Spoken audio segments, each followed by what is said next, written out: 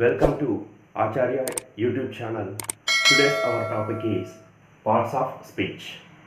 Okay, ఈ parts of speech అనే ఈ ఇంగ్లీష్ పదాన్ని తెలుగులో ఏమంటారు అంటే భాషా భాగములు అంటారు. భాగములు అని అంటారు. In this video we are going to discuss what is the definition of parts of speech, how many parts of speech do we have in English language, and what are the positions that parts of speech generally occupy in a sentence అనే అంశాలు ఈ వీడియోలో discussion చేస్తాము. Parts of speech అంటే భాషా భాగంలో అని అంటున్నాం కదా. మనకు సెంటెన్స్లో వర్డ్స్ ఉంటాయి అని గత వీడియోలో చెప్పుకోవడం జరిగింది. సెంటెన్స్లో వర్డ్స్ ఉంటాయి. సో లేదంటే వర్డ్స్ అన్నీ కలిసి సెంటెన్స్ ఫ్రేమ్ చేస్తాయి. వర్డ్స్ అన్నీ కలిసి సెంటెన్స్ని ఫ్రేమ్ చేస్తాయి. గ్రామటికల్ ఆర్డర్ని ఫాలో అయితే కంప్లీట్ మీనింగ్ని ఇవ్వగలిగితే మనం సెంటెన్స్గా భావిస్తాము అనే అంశాలు గత వీడియోలో డిస్కషన్ చేశాము. ఇక్కడ పార్ట్స్ ఆఫ్ స్పీచ్ డెఫినేషన్ ఏంటంటే words are divided into 8 kinds. Words are divided into 8 kinds or types. Words are divided into 8 types according to their function or else work or else usage in a sentence. Okay, తెలుగులోకి అనువదిస్తే ఏమంటామంటే సెంటెన్స్లో పదాలు ఉంటాయి కదా, ఆ పదాలను 8 రకాలుగా విభజించడం జరిగింది అకార్డింగ్ టు దేర్ ఫంక్షన్ అంటున్నాం. ఓకే, ఆ పదములు వాక్యములు అవి పనిచేసే విధానాన్ని బట్టి, పదములు వాక్యములో ఏ విధంగా మనము వాడుకుంటున్నాము అనే విధానాన్ని బట్టి 8 రకాలుగా డివైడ్ చేయడం జరిగింది. That 8 kinds are considered as parts of speech. ఈ 8 రకాలని భాషా భాగములు అని ఇంగ్లీష్ లాంగ్వేజ్లో మనము భావిస్తాం. ఈ 8 రకాలు ఏంటి అని ఒకసారి బోర్డు పైన రాసుకుందాం.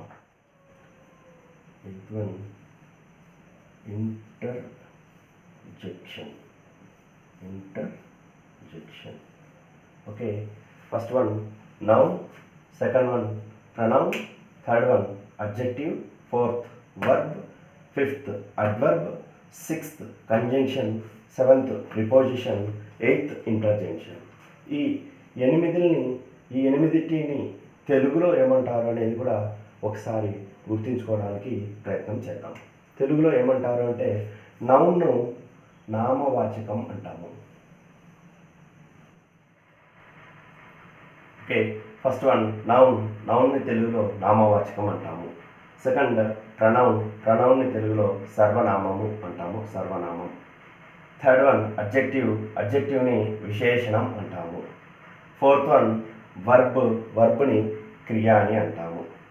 ఫిఫ్త్ వన్ అడ్వర్బ్ని క్రియా విశేషణం అంటాము. సిక్స్త్ వన్ కంజంక్షన్ని సముచ్చయం అంటాము. సెవెంత్ వన్ ప్రిపోజిషన్ని విభక్తి ప్రత్యయం అని అంటాము.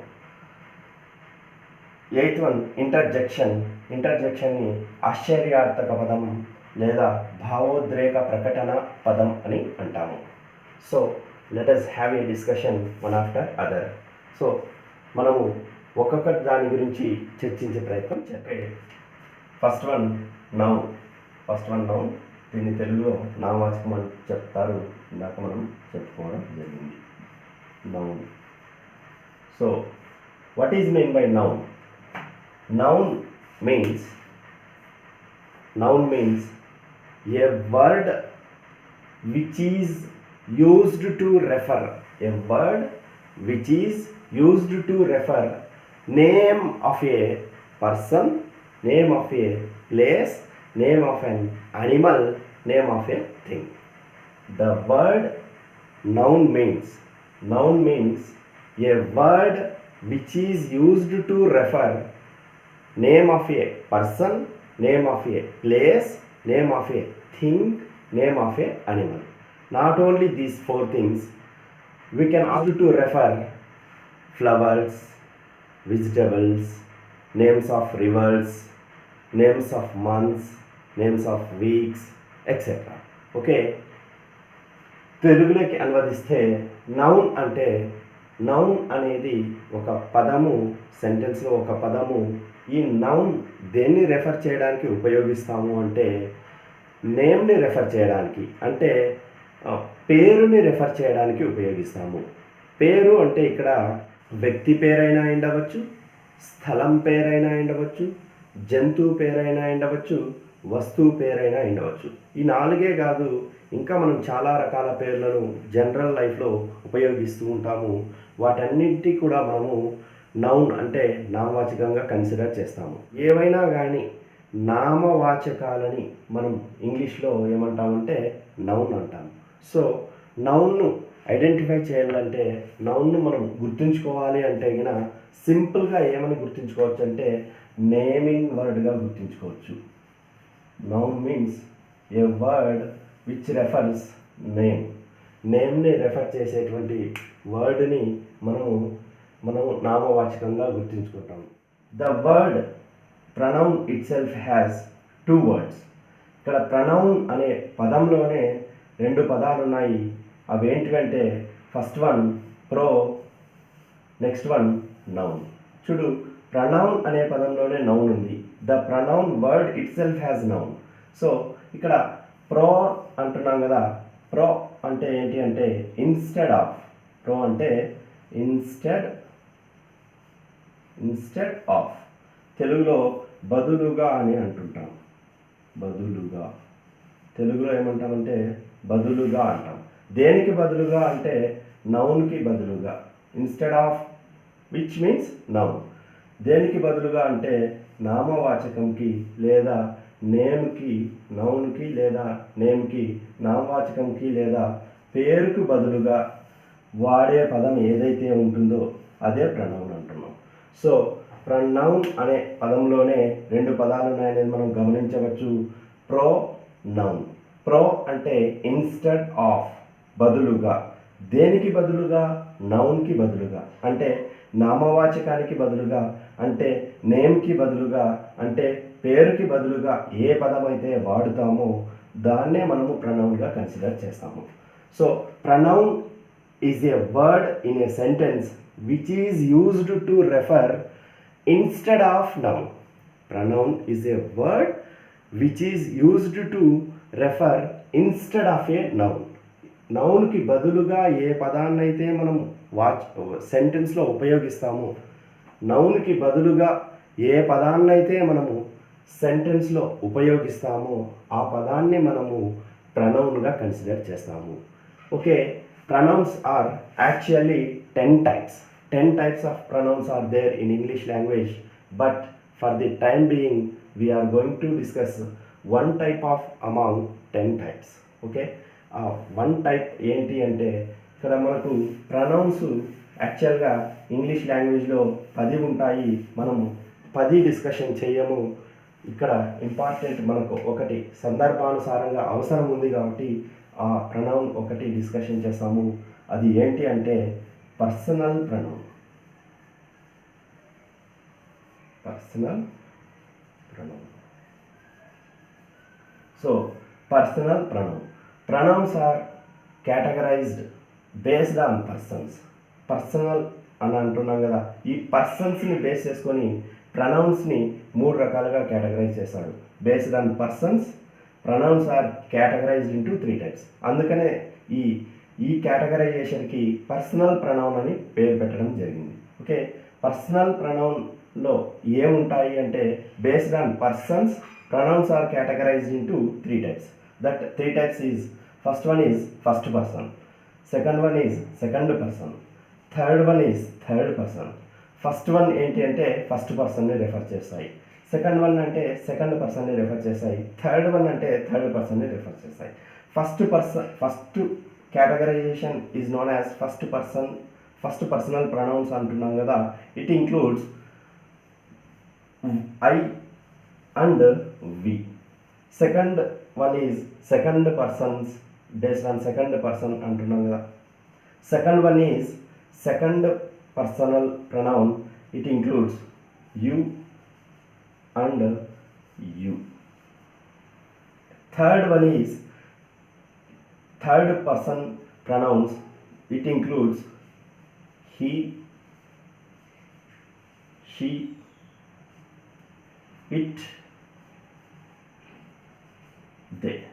ఓకే, ఫస్ట్ పర్సనల్ ప్రొనౌన్ అంటున్నాము. ఇందులో ఐ, వి అనే పదాలు ఉంటాయి.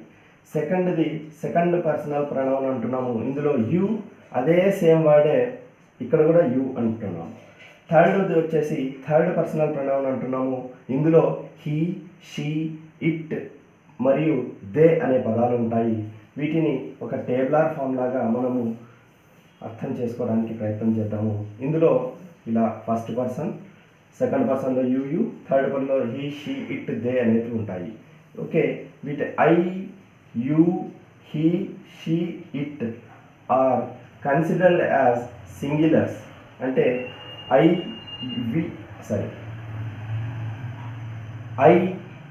యు, హీ, షీ, ఇట్ లను సింగులర్గా భావిస్తాము, అంటే ఏకవచనంగా భావిస్తాము.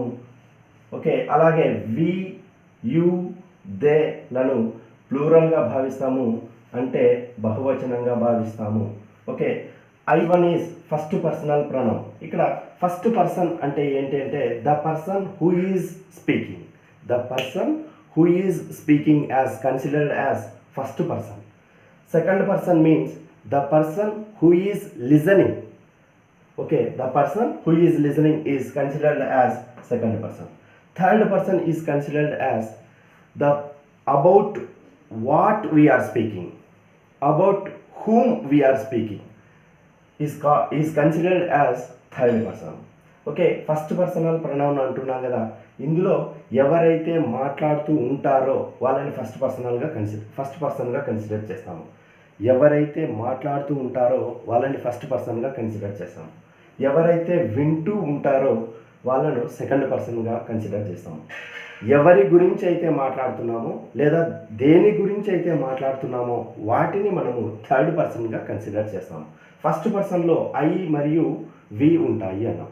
ఐ అనేది సింగులర్ అంటే ఏకవచనము, వి అనేది ప్లూరల్ అంటే బహువచనం. ఇక్కడ ఈ సందర్భానుసారంగా ఐ యామ్ స్పీకింగ్ అంటే ఇక్కడ మాట్లాడుతున్నది ఎవరు?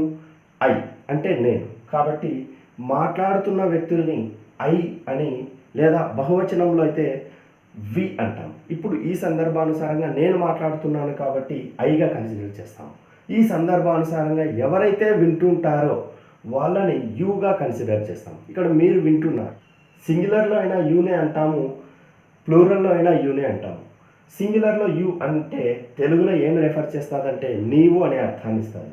ప్లూరల్లో యూ అనే ఈ పదము దేన్ని రెఫర్ చేస్తుందంటే మీరు అనే అర్థాన్ని ఇస్తుంది. ఓకే, థర్డ్ పర్సన్లోకి వచ్చేసరికి హీ, షీ, ఇట్ అంటే ఎవరి గురించి మాట్లాడుతున్నామో లేదా దేని గురించి మాట్లాడుతున్నామో, స్పీకర్ ఎవరి గురించి మాట్లాడుతున్నాడు, స్పీకర్ దేని గురించి మాట్లాడుతున్నాడు, ఆ దేనిది ఎవరిని అనే అంశాలను థర్డ్ పర్సన్గా కన్సిడర్ చేస్తాం. హీ, షీ, ఇట్ అంటున్నాం కదా, అతడు, ఆమె, అది అంటాము. వీటిని సింగులర్గా కన్సిడర్ చేస్తాము. దే అనే ఈ పదాన్ని ప్లూరల్గా కన్సిడర్ చేస్తాము. ఇక్కడ గమనిస్తే సెకండ్ పర్సన్లో సింగులర్ యూనే ఉంది, ప్లూరల్ యూనే ఉంది. ఇక్కడ ఫస్ట్ పర్సన్లో ఐ, వి అనే పదాలు, సెకండ్ పర్సన్లో యు అనే పదాలు, థర్డ్ పర్సన్లో హీ, షీ, ఇట్, దే అనే పదాలు ఉంటాయి. సో ఫైనల్గా నేను చెప్పొచ్చేది ఏంటంటే pronoun is a word which is used instead of a noun. Pronoun అనేది నౌన్కి బదులుగా వాడే పదంగా మనము గమనించాలి. ఇక్కడ ప్రొనౌన్ని మనం ఏ విధంగా గుర్తుంచుకోవచ్చు అంటే రీప్లేసింగ్ వర్డ్గా గుర్తుంచుకోవచ్చు. రీప్లేసింగ్ వర్డ్ లేదంటే సబ్స్టిట్యూషనల్ వర్డ్గా గుర్తుంచుకోవచ్చు. నౌన్ని మనము నేమింగ్ వర్డ్గా గుర్తుంచుకోవచ్చు. థర్డ్ వన్ అడ్జెక్టివ్ అని అంటున్నాం. అడ్జెక్టివ్ని తెలుగులో విశేషణం అంటాం. Adjective is a word which qualifies noun or pronoun. Adjective is a word which qualifies either noun or pronoun. Okay, adjective అనేది ఒక పదము. ఈ పదము ఏం చేస్తుంది అంటే నౌన్ని లేదంటే ప్రొనౌన్ని క్వాలిఫై చేస్తుంది. ఇక్కడ క్వాలిఫై అంటే ఏంటంటే నౌన్ ఆర్ ప్రొనౌన్ గురించి ఎక్స్ట్రా ఇన్ఫర్మేషన్ ఇస్తుంది,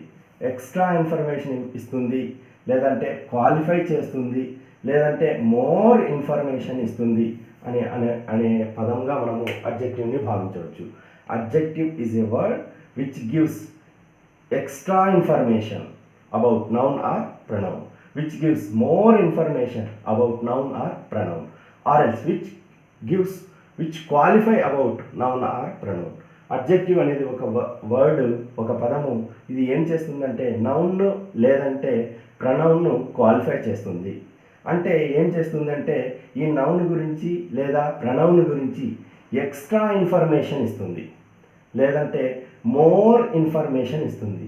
అంటే తెలుగులో ఈ నౌను యొక్క గుణగణాలను తెలుపుతుంది లేదా ప్రొనౌన్ యొక్క గుణగణాలను తెలుపుతుంది. ఈ గుణగణాలను తెలిపే పదాన్ని మనము అడ్జెక్టివ్ అంటాము, తెలుగులో విశేషణం అంటాము.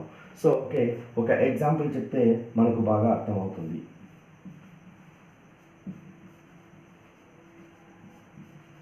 Prashanth is a boy. Okay, ఈ సెంటెన్స్ని తీసుకుందాము. ఇక్కడ నౌన్ ఏంటి? ప్రశాంత్. ఇంకొక నౌను సెంటెన్స్లో ఉంది, అదేంటి? బాయ్. ఇక్కడ ప్రశాంత్ అనే ప్రశాంత్, ఇక్కడ ఈ సెంటెన్స్లో ప్రశాంత్ అంటే ఒక బాలుడు అని అంటున్నాం, ఏ బాయ్. ఓకే, ఈ సెంటెన్స్ని ఒక బాలుడు అయినటువంటి ప్రశాంత్ గురించి ఎక్కువ ఇన్ఫర్మేషన్ ఇచ్చేటువంటి వర్డ్లు ఏవైతే ఉపయోగిస్తామో వాటిని మనం అడ్జెక్టివ్గా భావిస్తాము.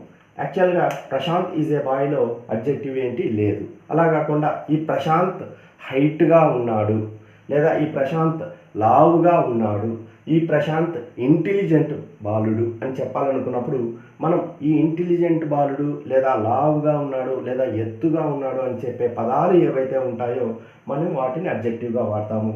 Okay, Prashant is an intelligent boy అన్నామనుకో, Prashant is an intelligent boy అన్నామనుకో, ఇక్కడ బాయ్ని రెఫర్ చేస్తున్న వర్డ్ ఏంటి? Intelligent. So intelligent is a word which is giving more information about boy. కాబట్టి ఇక్కడ ఇంటెలిజెంట్ అనే పదాన్ని అడ్జెక్టివ్గా భావిస్తాము. ఎందుకంటే ఇంటెలిజెంట్ అనే ఈ పదము బాయ్ అలాగే ప్రశాంత్ అయినటువంటి ఆ నౌన్ల గురించి ఎక్కువ ఇన్ఫర్మేషన్ ఇస్తుంది అనేది మనం గమనించవచ్చు. అలాగే suppose Prashant is a tall boy అన్నామనుకో, ఇక్కడ టాల్ ఏమవుతుంది అంటే మనకు అడ్జెక్టివ్గా కన్సిడర్ చేయడం జరుగుతుంది. అలాగే ఇప్పుడు గంగా ఈజ్ ఏ రివర్, ఇంకొక ఎగ్జాంపుల్ తీసుకుంటే గంగా ఈజ్ ఏ రివర్. ఇక్కడ గంగా ఈజ్ ఏ రివర్లో ఎటువంటి అడ్జెక్టివ్ లేదు. అలా కాకుండా Ganga is a holy river అన్నామనుకో, హోలీ అనేది పవిత్రమైనదిగా భావిస్తాము. ఇక్కడ పవిత్రమైనది నది అని చెప్తున్నాము అంటే ఎక్కువ ఇన్ఫర్మేషన్ ఇస్తున్నాం కదా, క్వాలిఫై చేస్తున్నాం కదా, మోర్ ఇన్ఫర్మేషన్ ఇస్తున్నాం కదా, ఎక్స్ట్రా ఇన్ఫర్మేషన్ ఇస్తున్నాం కదా, దాని యొక్క ఆ నది యొక్క గుణాన్ని చెప్తున్నాం కదా, కాబట్టి మనము అడ్జెక్టివ్గా భావిస్తాము. అలాగే ఏపీ ఈజ్ ఏ స్టేట్, అలా కాకుండా AP is a big state అన్నామనుకో, ఇక్కడ బిగ్ అనేది ఏమవుతుంది అంటే నౌన్ని క్వాలిఫై చేస్తుంది కాబట్టి మనము అడ్జెక్టివ్గా భావిస్తాము. ఓకే, నౌన్ గురించి ఎక్స్ట్రా ఇన్ఫర్మేషన్ ఇచ్చేటువంటి ఈ అడ్జెక్టివ్ ఎక్కడొస్తుందంటే నౌన్కు ముందే వస్తుంది, లేదంటే ప్రొనౌన్కి ముందే వస్తుంది. సెంటెన్స్లో అడ్జెక్టివ్ ఏ ప్లేస్ని ఆక్యుపై చేస్తుంది అంటే నౌన్కి ముందే వచ్చి దాని యొక్క క్వాలిటీని చెప్తుంది, ప్రొనౌన్కి ముందే వచ్చి దాని యొక్క క్వాలిటీని చెప్తుంది అనేది మనం గమనించవచ్చు. ఇలాగే అడ్జెక్టివ్స్ ఇంకా ఏమేమి అంశాలు చెప్తాయంటే క్వాలిటీని చెప్పవచ్చు, క్వాంటిటీని చెప్పవచ్చు, సైజ్ని చెప్పవచ్చు, షేప్ని చెప్పవచ్చు, ఏజ్ని చెప్పవచ్చు, అలాగే నేషన్ని చెప్పవచ్చు, అలాగే ఆరిజిన్ని చెప్పవచ్చు, కలర్ని చెప్పవచ్చు. ఇంకా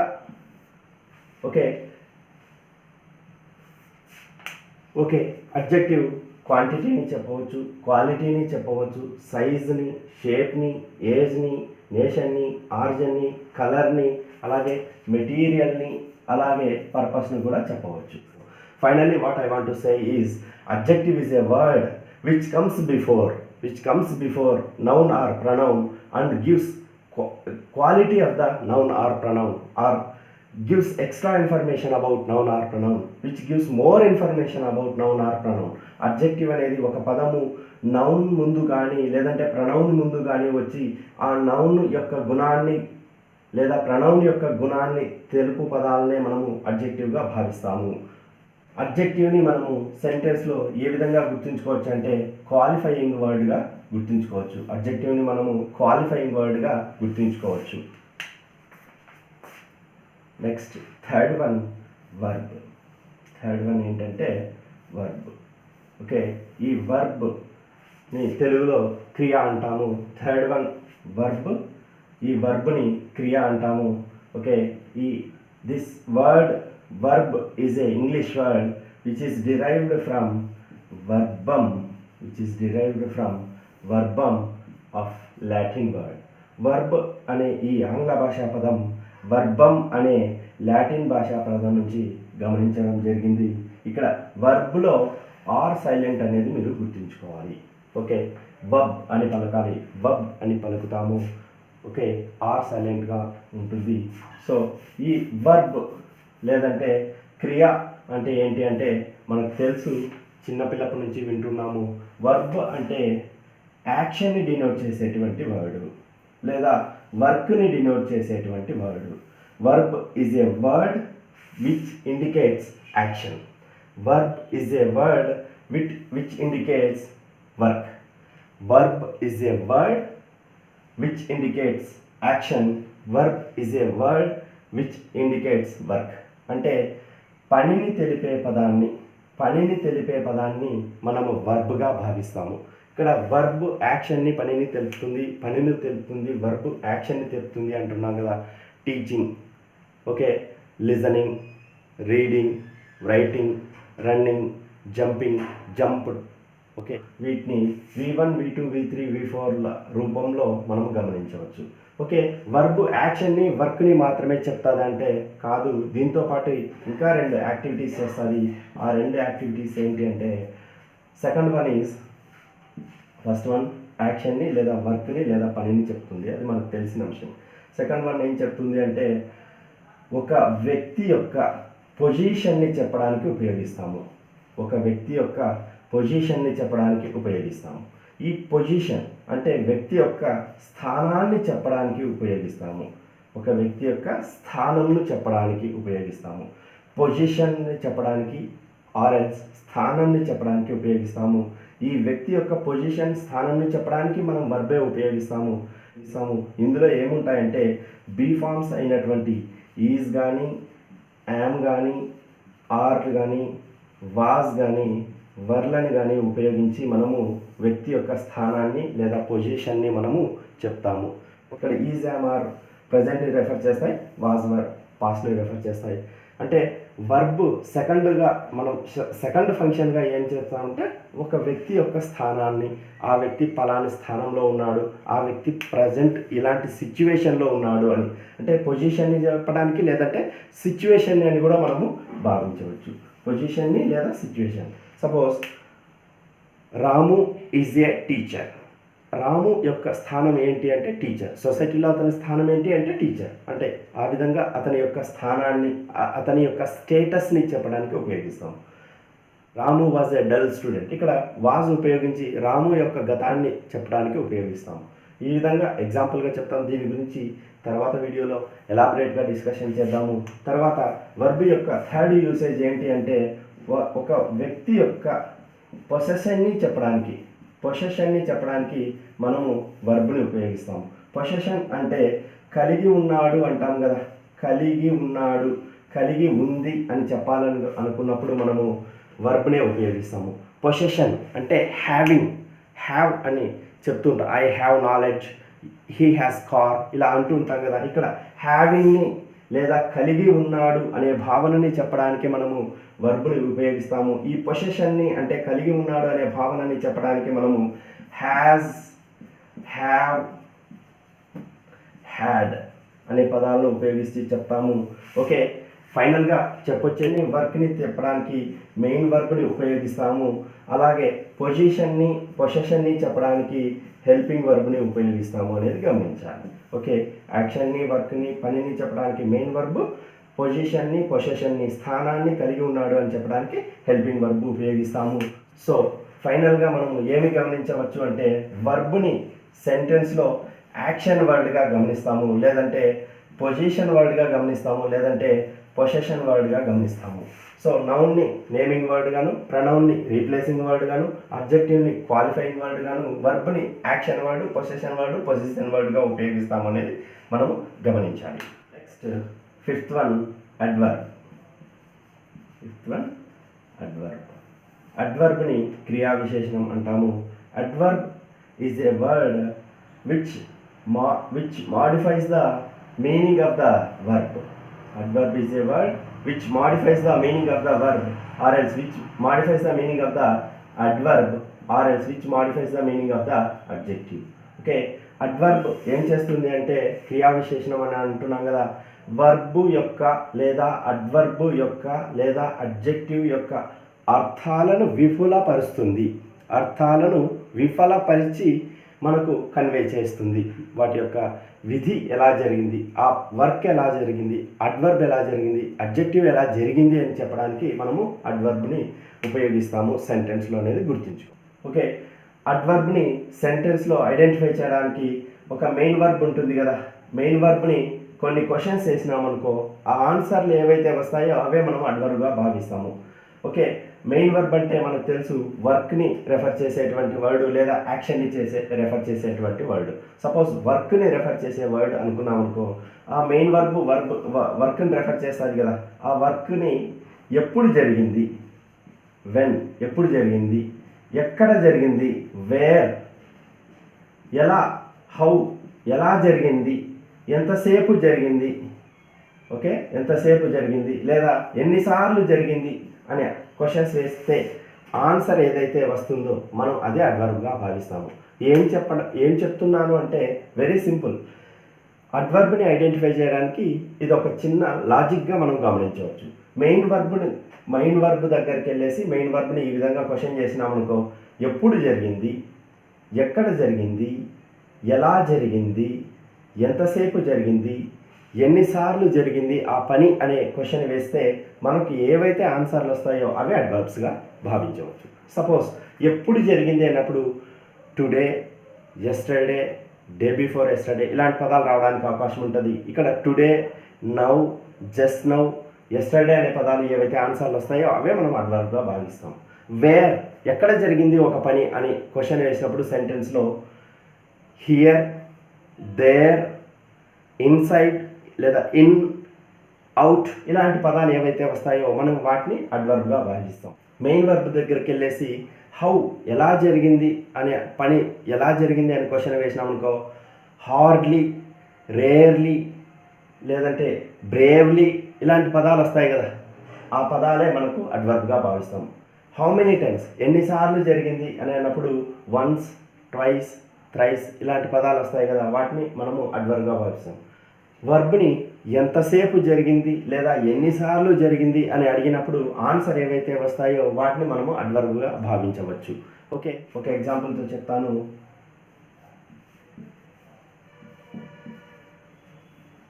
ప్రశాంత్ ఈజ్ రీడింగ్ అన్నాం. ప్రశాంత్ ఈజ్ రీడింగ్, ఇందులో వర్బ్ వచ్చేసి రీడింగ్, వర్బ్ రీడింగ్. ఇక్కడ అడ్వర్బ్ని ఎలా ఉపయోగిస్తాము అంటే రీడింగ్ అనే పని ఎలా జరిగింది అనే తెలిపేటువంటి పదం ఏదైతే ఉంటుందో దానే అడ్వర్బ్ అంటారు. ప్రశాంత్ ఈజ్ రీడింగ్ స్లోలీ, లేదంటే ప్రశాంత్ ఈజ్ రీడింగ్ ఫాస్ట్, లేదంటే ప్రశాంత్ ఈజ్ రీడింగ్ ఫాస్ట్లీ అనే పదాలు అడ్వర్బ్గా గమనిస్తాము. సపోజ్ పండు ఈజ్ ఫైటింగ్ అని అన్నామనుకో, పండు ఈజ్ ఫైటింగ్ బ్రేవ్లీ అన్నామనుకో, ఇక్కడ బ్రేవ్లీ అనే పదం ఏమవుతుంది అంటే అడ్వర్బ్. ఎలా జరిగింది, ఎలా ఫైట్ చేస్తున్నాడు అనే ఆన్సర్కు బ్రేవ్గా ఫైట్ చేస్తున్నాడు అని అంటాం కదా. సో ఆ విధంగా మనము అడ్వర్బ్ని ఐడెంటిఫై. అడ్వర్బ్స్ జనరల్గా ఎల్వైతో ఎండ్ అవుతాయి, అనేది గమనించుకోవాలి. ఇక్కడ ఎల్వైతో ఎండ్ అయిన ప్రతి వర్డ్ అడ్వర్బేనా అంటే కాదు. అడ్జెక్టివ్ కూడా ఎల్వైతోనే ఎండ్ అవుతుంది, అడ్వర్బ్ కూడా ఎల్వైతోనే ఎండ్ అవుతుంది. అడ్జెక్టివ్, అడ్వర్బ్లు ఎల్వైతో ఎండ్ అవుతుంది అనేది గమనించాలి. ఇక్కడ నౌన్కి ఎల్వై యాడ్ చేసినామనుకో అది అడ్జెక్టివ్ అవుతుంది, అడ్జెక్టివ్కి ఎల్వై యాడ్ చేసినామనుకో అది మనకు అడ్వర్బ్ అవుతుంది. అడ్జెక్టివ్కి ఎల్వై, అడ్జెక్టివ్ కూడా ఎల్వైని కలిగి ఉంటుంది. నౌన్కి ఎల్వై యాడ్ చేస్తే అడ్జెక్టివ్ అవుతుంది, అడ్వర్బ్కి అడ్వర్బ్ కూడా ఎల్వైని కలిగి ఉంటుంది అంటున్నాం కదా. అడ్జెక్టివ్కి ఎల్వై యాడ్ చేస్తే అడ్వర్బ్ అవుతుంది అనేది మనం గుర్తించాం. మనము అడ్వర్బ్ని ఏ విధంగా ఐడెంటిఫై చేస్తామంటే మాడిఫైయింగ్ పదంగా మనము సెంటెన్స్లో గమనించవచ్చు. అడ్వర్బ్ని మాడిఫైయింగ్ వర్డ్గా మనము సెంటెన్స్లో ఐడెంటిఫై చేయాలి. నెక్స్ట్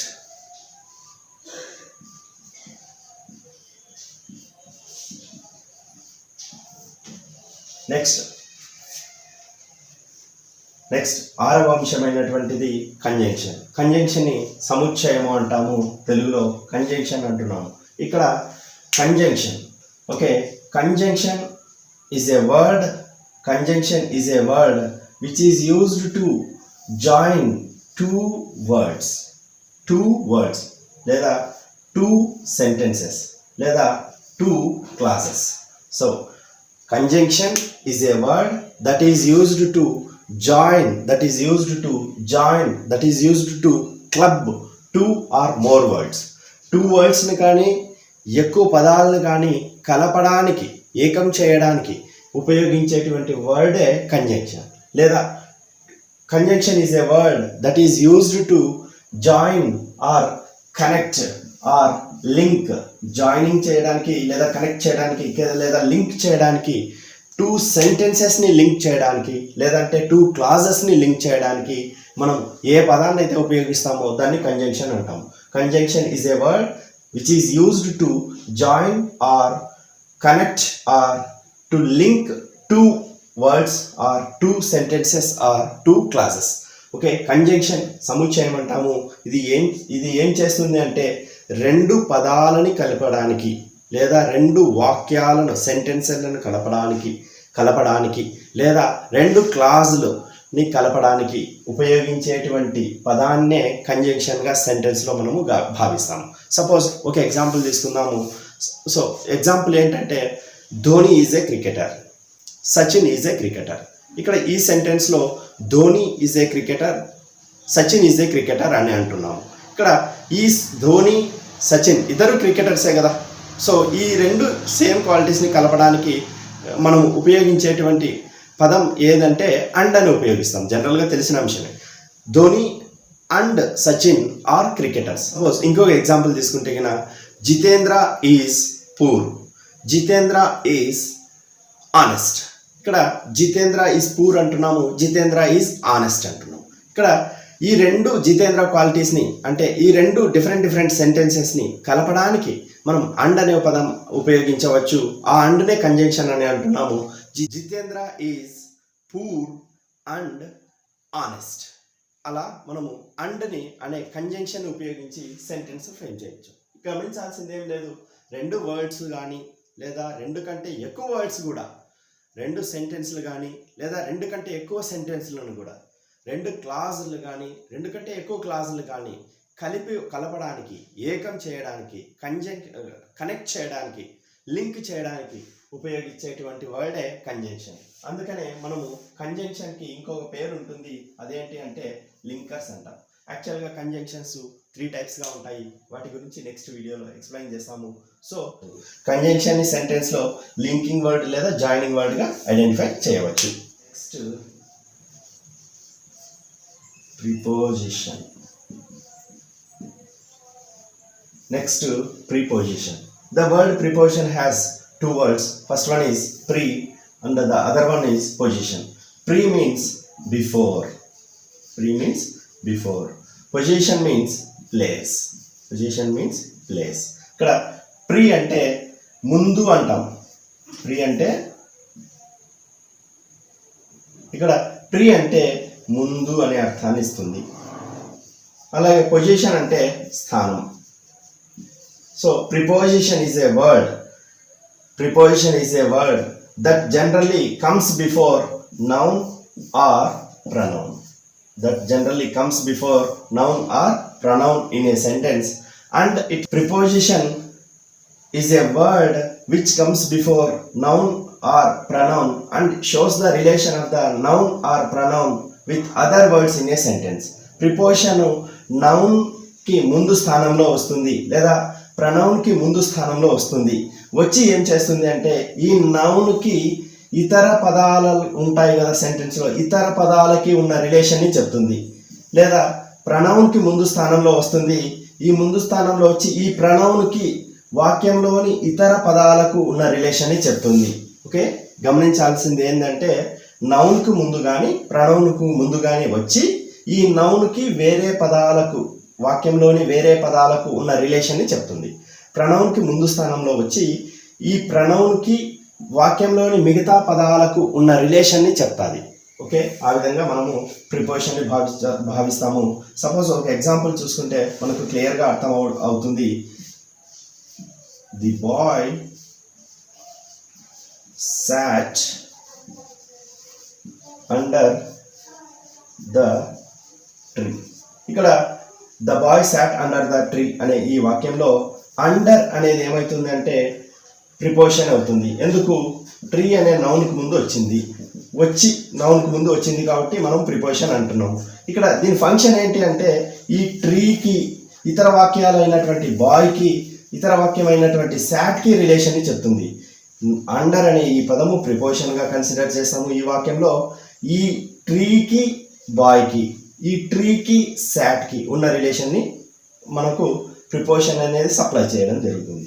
సపోజ్ ఈ వాక్యం ఇలా క్లోజ్ చేసి మాట్లాడినాం అనుకోండి, ఒకసారి the boy sat the tree అన్నాం అనుకోండి, ఇది మీనింగ్ని ఇస్తుందా అంటే మీనింగ్ ఇవ్వదు. ఎందుకంటే ఇక్కడ ప్రిపోజిషన్ అనేది నౌన్కి అలాగే బాయ్కి, నౌన్కి అలాగే సాట్కి రిలేషన్ని ఏర్పరుస్తూ మనకు కంప్లీట్ మీనింగ్ ఇవ్వడానికి హెల్ప్ అయ్యే పదంగా ప్రిపోజిషన్ భావిస్తాం. ఇక్కడ ఈ ప్రిపోజిషనే లేకపోతే అసలు అర్థమే ఉండదు. ఇప్పుడు the boy sat under the tree అంటే ఆ బాలుడు చెట్టు కింద ఉన్నాడు అంటాం. అలా కాకుండా ఇది క్లోజ్ చేసేస్తే ద బాయ్ సాట్ ట్రీ అంటే బాబు చెట్టు కూర్చున్నాడు అనే అర్థాన్ని వస్తుంది. ఏ విధంగా మనం ఐడెంటిఫై చేయడానికి అవకాశం ఉండదు. So preposition is a word that comes before either noun are pronoun and shows the relation of the with other words in a sentence. ఈ వాక్యంలో అండర్ అనే పదం లేకపోతే ఈ నౌన్కి బాయ్కి, ఈ నౌన్కి సాట్కి అర్థాన్ని జాయిన్ వాటి మధ్య ఉన్న రిలేషన్ని మనం ఐడెంటిఫై చేయడానికి అవకాశం ఉండదు.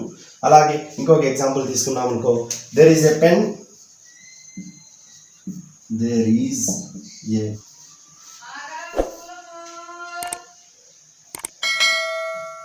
there is a pen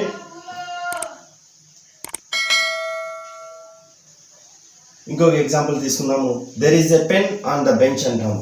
ఇక్కడ ఆన్ అనేది మనకు ప్రిపోజిషన్గా ఐడెంటిఫై చేస్తాము, ఎందుకంటే ద బెంచ్ అనే నౌన్కి ముందు వచ్చింది. ఇక్కడ వచ్చి ఏం చేస్తుంది అంటే ఈ నౌన్కి ఇతర పదాలైనటువంటి దేర్, ఈజ్, ఏ పెన్కి రిలేషన్ని చెప్తుంది. ఇక్కడ ప్రిపోజిషన్ ఏం చేస్తుంది అంటే నౌన్కు ముందు వచ్చి ఈ నౌన్కి ఇతర వాక్యాలకు ఉన్న రిలేషన్ని చెప్తుంది. ఇక్కడ ద బెంచ్కి దేర్, ఈజ్ అనే దానికి ద బెంచ్కి దేర్కి, ద బెంచ్కి ఈజ్కి, ద బెంచ్కి ఏ పెన్కి రిలేషన్ని చెప్తుంది. So there is a pen on the bench అంటే అక్కడ బెంచ్ పైన పెన్ ఉంది అంటాం. ఆన్ అనేది తీసేస్తే దెర్ ఈజ్ ఏ పెన్, అక్కడ పెన్ ఉంది, బెంచ్ అనే పదం వస్తాయి. సో కంప్లీట్ మీనింగ్ ఇవ్వడానికి అవకాశం ఉండదు. సో ప్రిపోజిషన్స్ అనేది 3 టైప్స్గా ఉంటాయి. వాటి గురించి నెక్స్ట్ వీడియోలో complete.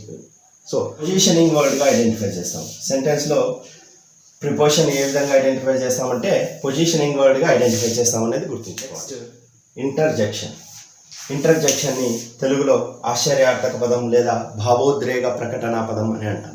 Okay, interjection is a word which is used to indicate sudden feeling of a person, strong feeling of a person, sudden feeling of a person or else strong feeling of a person. Interjection అనేది ఏం చెప్తుంది అంటే మనిషిలో సడన్గా కలిగేటువంటి ఫీలింగ్స్ని లేదా స్ట్రాంగ్గా కలిగేటువంటి ఫీలింగ్స్ని చెప్తుంది. Okay, interjection is a word that expresses sudden feeling of one's own mind అని కూడా భావించవచ్చు. మైండ్లో జరిగేటువంటి సడన్ ఫీలింగ్ని, this sudden feeling may be either anger, this sudden feeling may be either happiness, this sudden feeling may be either sorrowness. Okay, this sudden feeling. Okay, interjection అనేది మానవులకు మైండ్లో సడన్గా కలిగేటువంటి ఫీలింగ్ లేదా స్ట్రాంగ్గా కలిగేటువంటి ఫీలింగ్ని మనము ఇంటర్జెక్షన్ అంటాము. ఈ స్ట్రాంగ్గా మైండ్లో కలిగేటువంటి ఈ ఫీలింగ్ అనేది కోపమైనా ఉండవచ్చు, సంతోషమైనా ఉండవచ్చు, లేదా బాధ అయినా ఉండవచ్చు, దుఃఖమైనా ఉండవచ్చు, ఆనందమైనా ఉండవచ్చు. ఇంటర్జెక్షన్ అంటే ఏం లేదు, మానవులకు సహజంగా మైండ్లో సడన్గా లేదా అనుకోకుండా అంటే స్ట్రాంగ్గా అయినా కూడా కలిగేటువంటి ఫీలింగ్స్ని మనము ఇంటర్జెక్షన్ అంటాము. ఈ సడన్గా కలిగేటువంటి ఫీలింగ్స్ అనేది దుఃఖమైన, బాధ అయినా, ఆనందమైన, సంతోషమైన ఏదైనా ఉండవచ్చు. ఇలాంటి పదాలని మనము ఇంటర్జెక్షన్గా భావిస్తాము. ఇంటర్జెక్షన్ని సెంటెన్స్లో ఏ విధంగా ఐడెంటిఫై చేయొచ్చు అంటే ఎక్స్క్లమేటరీ మార్క్ అనేది కంపల్సరీగా ఉంటుంది. So interjection is a word, it is a feeling word which expresses some sudden feeling of one's own mind. This feeling may be either anger, happy, sorrow, joy, surprise. Okay, మానవులకు సహజంగా కలిగేటువంటి, అనుకోకుండా కలిగేటువంటి, మైండ్లో కలిగేటువంటి ఫీలింగ్స్నే మనము ఇంటర్జెక్షన్గా భావిస్తాము. ఇవి సెంటెన్స్లో ఎక్స్క్లమేటరీ మార్క్తో ఐడెంటిఫై చేయడం జరుగుతుంది. సపోజ్ ఎగ్జాంపుల్ తీసుకుంటే మనం రోడ్లో పోతూ ఉంటాం, మనకు అనుకోకుండా ఒక ముళ్ళు గుచ్చుకోగానే మనం అబ్బా అంటాం. ఇక్కడ సడన్గా కలుగుతుంది ఫీలింగ్. అంటే మనకు తెలిసిండదు, ముళ్ళు గుచ్చుకుంటేనే మనం అబ్బా అనే విషయం మనకు తెలిసిండదు. సో ఇక్కడ సడన్గా కలిగినటువంటి ఈ ఫీలింగ్ని అబ్బా అంటాం. మనం రోడ్లో పోతూ ఉంటాము, మనము రోడ్లో పోతున్నప్పుడు ఒక అందమైన రెడ్ కలర్లో ఉన్నటువంటి రోజ్ కనిపిస్తుంది, చూడంగానే వావ్ అంటాం. ఇట్లా సడన్గా కలిగినటువంటి ఫీలింగ్ అనమాట.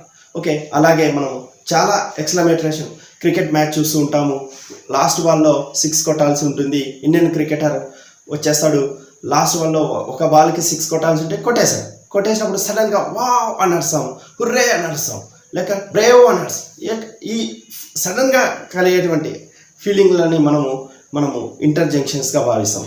సో సడన్గా కలిగేటువంటి ఫీలింగ్స్ ఏవైతే ఉంటావో, వావ్, బ్రేవో, ఎక్సలెంట్, ప్లీజ్, ఇలాంటి పదాలు ఏవైతే ఉపయోగిస్తామో వాటిని మనము ఇంటర్జెక్షన్స్గా ఐడెంటిఫై చేయవచ్చు. నెక్స్ట్ వీడియోలో what are the general positions that occupy parts of speech in a sentence అనే ఒక చిన్న అంశముతో పాటు ఇంకొక చిన్న అంశం ఉంటుంది. అది ఎక్స్ప్లెయిన్ చేసుకుంటే మనము పార్ట్స్ ఆఫ్ స్పీచ్ ఇంట్రడక్షన్ అయిపోయినట్లుగా భావించవచ్చు.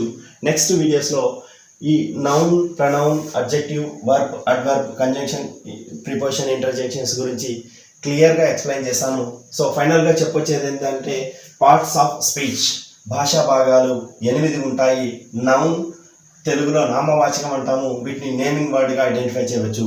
ప్రొనౌన్ని సర్వనామం అంటాము, దీన్ని రీప్లేసింగ్ వర్డ్ లేదా సబ్స్టిట్యూషనల్ వర్డ్గా ఐడెంటిఫై చేయవచ్చు. అడ్జెక్టివ్ అంటాము, నౌన్ గురించి, ప్రొనౌన్ గురించి ఎక్కువ క్వాలిటీస్ చెప్తుంది, విశేషంగా తెలుగులో వాడతాము, మనము క్వాలిఫైయింగ్ వర్డ్గా ఐడెంటిఫై చేస్తాము.